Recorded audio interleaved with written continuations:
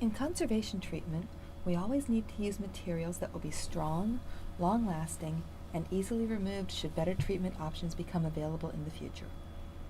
For the Houston letter, the materials of primary concern are the mending paper that will be used to repair the letter and the adhesive that will be used to attach the mending paper. Both of these must be prepared before we can begin to mend the letter. We almost always use wheat starch paste for mending because it is strong but can be reversed with water. To prepare the paste, we mix wheat starch powder with deionized water and cook it. During the cooking process, we stir the paste constantly. As we heat and stir, the paste thickens and becomes translucent. Once the paste reaches this stage, we remove it from the pan and allow it to cool. While the paste is cooling, we can prepare the mending paper. Traditionally, we use handmade Japanese papers for mending because they are lightweight but have long, strong fibers that will adhere well to the letter. In a treatment of a document that is not as important as a letter from Sam Houston to Anna Begay, the Japanese paper could be left as is and just applied to the letter. However, the Japanese paper and the letter are dramatically different colors, and the mends would be ugly and obtrusive. Because this letter is important, and we are doing a complete treatment, we are going to tint the paper using acrylic paints so that it matches the color of the newly washed letter. This will make our mends practically invisible. After the paper is chosen, we mix an approximate color from acrylic paints thinned with deionized water. Then we dip a small sample of the mending paper into the paint mixture and dry it with a hairdryer. Once we are sure the sample is completely dry, we can check the color match. Then we can adjust the color and repeat the process until we have achieved a perfect match. Color matching requires a sharp eye and can be one of the most time-consuming parts of the conservation treatment. Once we find the exact color that will disappear against the letter when it is mended, we dip large sheets of Japanese paper into the bath of color and allow them to dry. We always dye more tissue than we anticipate needing in case we make any errors. Then we let the tissue air dry, preferably overnight, before starting the mending process.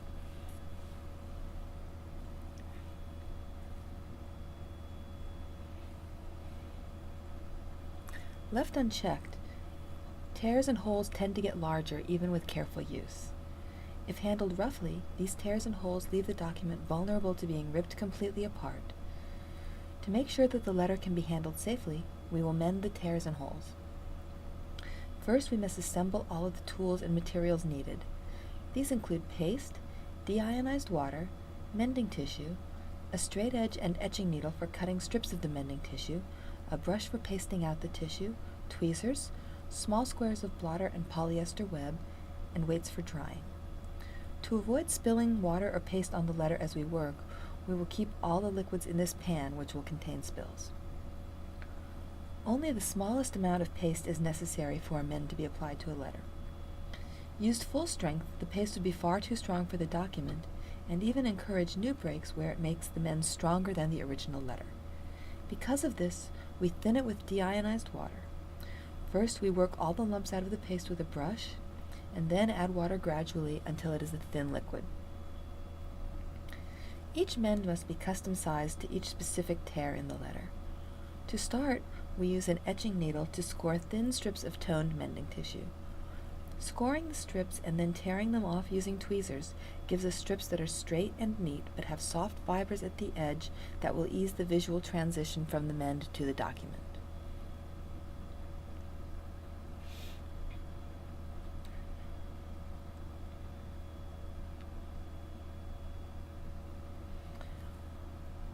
Once a few strips are torn, it's time to mend. First, we choose a tear to mend. Often, it's easiest to work from the center of a document out because you have more control over any distortion in the paper. We tear a strip of mending tissue to the right length and put it on a square of blotter. Then we brush paste over the strip and wait a few seconds as the blotter absorbs as much of the moisture as possible. Water causes paper to expand and distort. Therefore, our goal is to introduce as little moisture into the letter as possible. We position the strip onto the letter using tweezers and press it into place, blotting gently to remove more moisture. Then we allow the mend to dry under blotters and weights.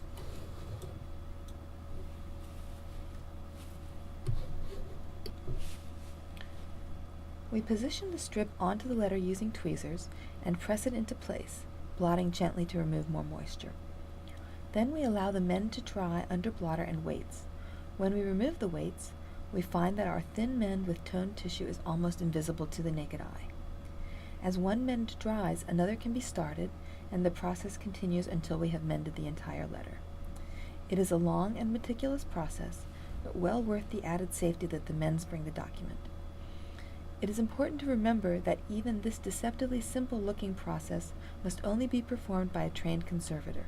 Otherwise, damage to the document may result. The holes made when Anna Regay opened the letter present us with a dilemma. Mending them might add stability, but would destroy artifactual evidence. After consultation with the archivist for this collection, we decided to leave the 3 large holes caused by opening the letter unfilled, as their artifactual value was more important than the increased durability that would be gained by repairing them. Therefore, we will only repair a few small holes. We'll repair the holes with a process called filling. Fills are a 2-step procedure. First, we make a patch of mending tissue for the back of the document. Placing the letter on a light table allows the hole to be clearly delineated. We can see the shape of the hole clearly through the letter and the mending tissue. Then we cover the letter with a protective layer of polyester film. This film will keep the letter from being damaged as we use our etching needle to score an outline just slightly larger than the hole. The outlined tissue is then removed with tweezers and any long fibers are trimmed. Then we paste the patch out just like we pasted out the small mending strips and apply it to the back of the letter. Now we let the patch dry under weight.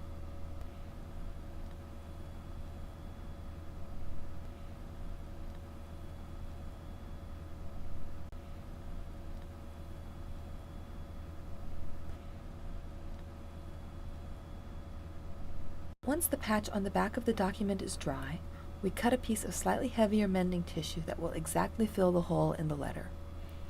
As with the patch, we paste the fill out on blotter. Then we position it on the document so that the entire hole is filled. Drying under weight completes the procedure.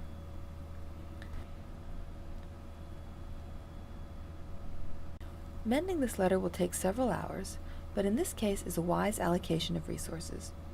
When done, we will have substantially lowered the risk of damage to the letter from further tearing.